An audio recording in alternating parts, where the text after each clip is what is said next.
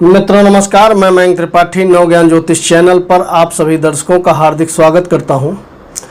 आज के वीडियो में जानकारी देंगे तुला लग्न और तुला राशि वालों का अगस्त का महीना क्या क्या लेकर के आएगा, जब शुक्र और शनि का होगा आमना सामना। क्या प्रभाव पड़ेगा आपके कैरियर पे, कैसा रहेगा आपका भाग्य, शिक्षा, वैवाहिक जीवन, प्रेम संबंध, आमदनी और स्वास्थ्य। तो सबसे पहले आप ये जान लीजिए, यह जो मैं तुला राशि वालों का राशिफल बताने जा रहा हूँ, यह आप अपने लग्न कुंडली और अपने राशि दोनों के अनुसार आप देख सकते हो।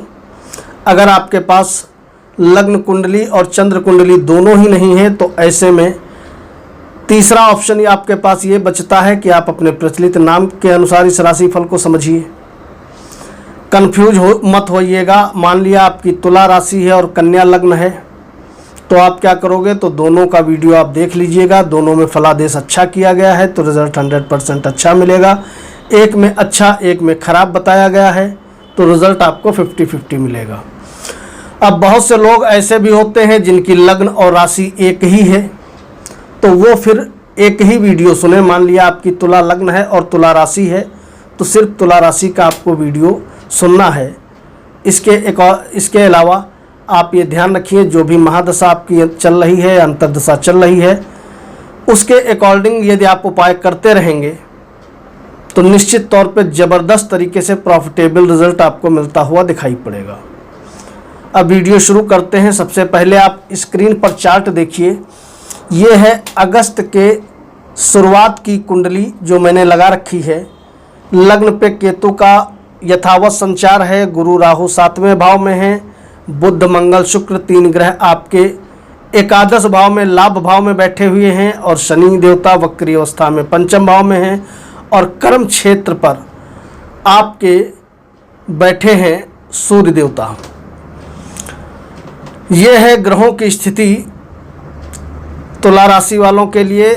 तो सबसे पहले बात कर लें उन व्यक्तियों की जो लोग नौकरी कर रहे हैं। तो सबसे पहले चीज़ आप ये जान लीजिए, आपको खुश हो जाना चाहिए, क्योंकि यदि आप छोटी सी भी नौकरी कर रहे हैं तो आपके लिए जो ग्रहों की चाल है बहुत शानदार बनी हुई है। नौकरी के मालिक होते हैं गुरुदेव बृहस्पति, और वो बैठे हैं केंद्र में, और साथ ही साथ वक्री अवस्था में हैं।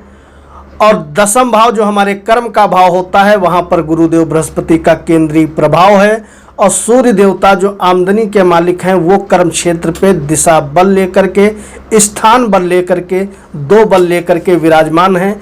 इसका मतलब ये है कि नौकरी में बढ़ोतरी होना, आपकी तनख्वाह बढ़ जाना, और कहीं ना कहीं अगर आपका प्रमोशन अटका फटका है तो इस समय प्रमोशन मिल जाने के योग यहाँ पर दिखाई पड़ रहे हैं। सूर्य देवता का सीधे प्रभाव आपके 4थे भाव पे भी है, तो इस समय भूमि भवन मकान से कहीं ना कहीं आपको लाभ मिलता दिखाई पड़ेगा। लेकिन ध्यान रखिएगा, कहीं ना कहीं माता श्री से वैचारिक मतभेद भी होते हुए इस अवधि में आपको दिखाई पड़ेंगे। कुछ माइनस है तो कुछ प्लस पॉइंट है, क्योंकि कोई भी ग्रह जब कुछ देता है ना तो कुछ ना कुछ मामलों में वो कमी जरूर करता है, चाहे वो शनि हो, चाहे स्वयं गुरुदेव बृहस्पति ही क्यों ना हो, जो कि सबसे ज़्यादा शुभ ग्रह कहे जाते हैं। इसके बाद बात करेंगे अगर व्यापारियों की, तो व्यापार आपका ठीक ठाक चलता रहेगा, बढ़िया रिस्पांस आपको व्यापार में देखने को मिलेगा। और अगर विद्यार्थियों की बात करें तो विद्यार्थियों के लिए जो समय है भैया, वो गोल्डन पीरियड चल रहा है, बहुत अच्छा समय है। इस पीरियड में यदि आप थोड़ी सी भी मेहनत करोगे तो आप कई गुना आगे बढ़ते हुए चले जाओगे। तुला वालों के लिए जो ग्रहों का गोचर है बहुत ही गजब का शानदार बना हुआ है। अगर वैवाहिक जीवन की बात करें तो निश्चित तौर पे उसमें कमी देखने को मिलेगी, क्योंकि आपके 6ठे के मालिक हो करके गुरु देवता बैठे हैं आपके 7वें भाव में। राहु भी वहाँ पर तांडव कर रहे हैं, दोनों का कॉम्बिनेशन बना है। हालांकि गुरु बड़ा पावरफुल स्थिति में है। तो अगर शादीशुदा नहीं हो तो शादी तो आपकी हो जाने के योग चल रहे हैं, और ये लंबे समय तक चलेंगे। अगर बाधाएं आ रही हैं तो अक्टूबर में जब राहु राशि परिवर्तन करेंगे वह बाधाएं जड़ से समाप्त हो जाएंगी। तो शादी हो जाने के तो योग चल रहे हैं, लेकिन 6ठे के मालिक हो करके ये विवाह स्थान पे बैठे हैं, तो मान के चलो कहीं न कहीं ये वैवाहिक जीवन को निश्चित तौर पे प्रभावित करने का काम करेंगे। किसी नकारात्मक ग्रह की यदि आपकी महादशा अंतर्दशा चल रही है तो वैवाहिक जीवन में निश्चित तौर पे ज़्यादा आपको परेशानी देखने को मिल सकती है। अब अगर बात करें कि आपका प्रेम कैसा रहेगा, तो प्रेम के लिए स्थिति ठीक बनी हुई है। थोड़ा आप वाणी पर अपने नियंत्रण रखेंगे तो आपके लिए बढ़िया है, अन्यथा प्रेम में अलगाव हो सकता है। वैचारिक और मानसिक तौर पे मतभेद भी हो सकते हैं, क्योंकि मंगल शनि ठीक आमने सामने आप देखिए बैठे हैं और 17 अगस्त से सूर्य और शनि का आमना सामना हो जाएगा, तो कहीं ना कहीं प्रेम संबंध में आप दिक्कत अनुभव करोगे। तो इसलिए प्रेम संबंधों के लिए स्थिति सामान्य बनी हुई है, बहुत अच्छी दिखाई नहीं पड़ रही है। इसके बाद अगर यात्राओं की बात करें तो यात्राओं के शुभ योग चल रहे हैं। जो व्यक्ति यात्रा करना चाहते हैं यात्राएं आप करिए, उसमें आपको लाभदायक स्थिति बनते हुए दिखाई पड़ेगी। अगर आप इंपोर्ट एक्सपोर्ट का काम करते हो तो चाल ग्रहों की बड़ी बढ़िया है, फ़ायदा आपको होगा। बात कर लें उन व्यक्तियों की जो व्यक्ति शेयर सट्टे में निवेश करते हैं।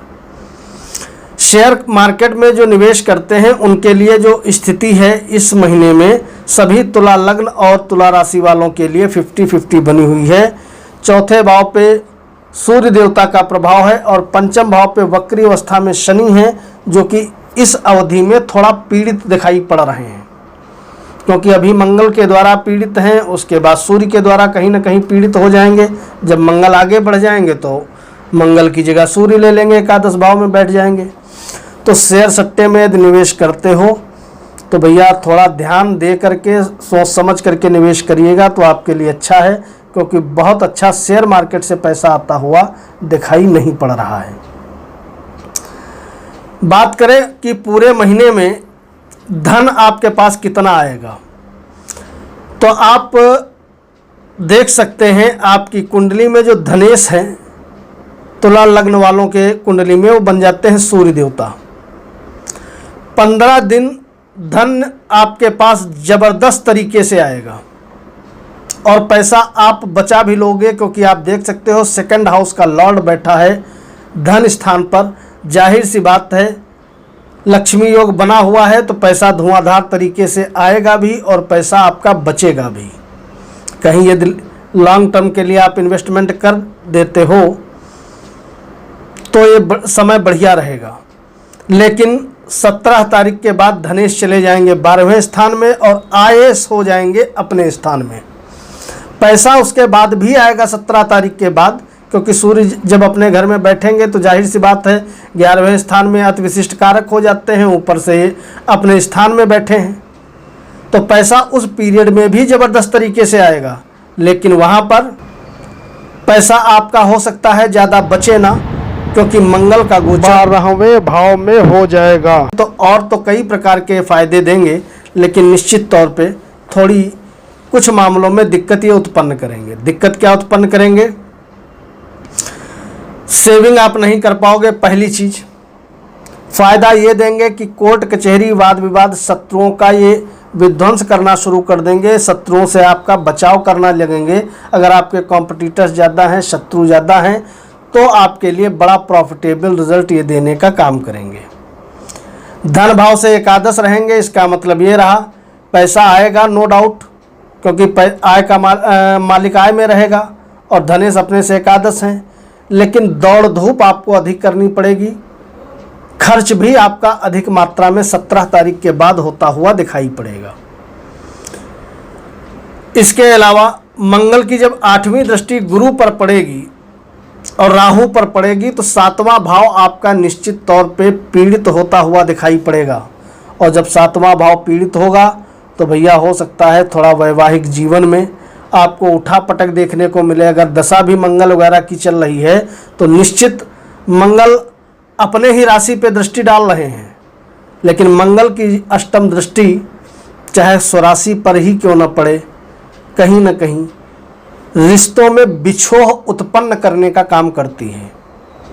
तो वैवाहिक जीवन में थोड़ा स्थितियां आपको संभाल करके रखनी है, अनावश्यक तनाव नहीं होने देना है, इस चीज़ का ध्यान रखिएगा। अब एक चीज़ और मैं आपको बता दूं अंत में, स्वास्थ्य की यदि बात करें और भाग्य की बात करें तो बहुत बड़ा तुला लग्न और तुला राशि वालों के लिए ये पॉइंट बना हुआ है कि भाग्य प्रचंड रूप से इस महीना आपका साथ देता रहेगा। आप चलोगे 2 कदम तो भाग्य चलेगा 10 कदम, क्योंकि भाग्येश बुध बैठे हैं एकादश भाव में, इच्छा पूर्ति के भाव में, आय भाव में। ऐसे बुध देवता जब एकादश में बैठे हैं तो जाहिर सी बात है अस्त नहीं है, और अस्त नहीं है ये बहुत बड़ा प्लस पॉइंट है, और मित्र की राशि में है तो भाग्य आपका प्रचंड रूप से साथ देगा।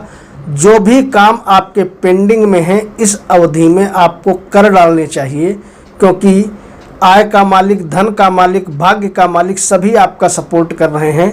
तो निश्चित तौर पे लाभ तो आपको चारों दिशाओं से मिलने वाला है इस अगस्त के महीने में। लेकिन एक माइनस पॉइंट भी मैं आपको बता दूं कि 3 तारीख को आपके लग्नेश अस्त हो जाएंगे, और लग्नेश जब अस्त होंगे तो काम आपके सभी बनेंगे, लेकिन मान के चलिए जब ग्रह अस्त होता है तो बहुत अच्छा प्रभाव नहीं दे पाता है। तो अगर आप चाहते हैं कि इस अच्छे गोचर का अच्छा लाभ आप ले पाएं तो ओम शुम शुक्राय नमः इस मंत्र का कम से कम 108 टाइम्स रेगुलरिटी से आप जप करिएगा, ताकि फ़ायदेमंद स्थितियां आपको और भी ज़्यादा बनते हुए दिखाई पड़ें। ओवरऑल गोचर बहुत अच्छा है, इसका फ़ायदा उठाइए, खुश रहिए, उपाय करिए। कोई सार्वजनिक प्रश्न है कमेंट करिएगा, वीडियो को लाइक करना मत भूलिएगा। मयंक त्रिपाठी को अनुमति दीजिए। नमस्कार।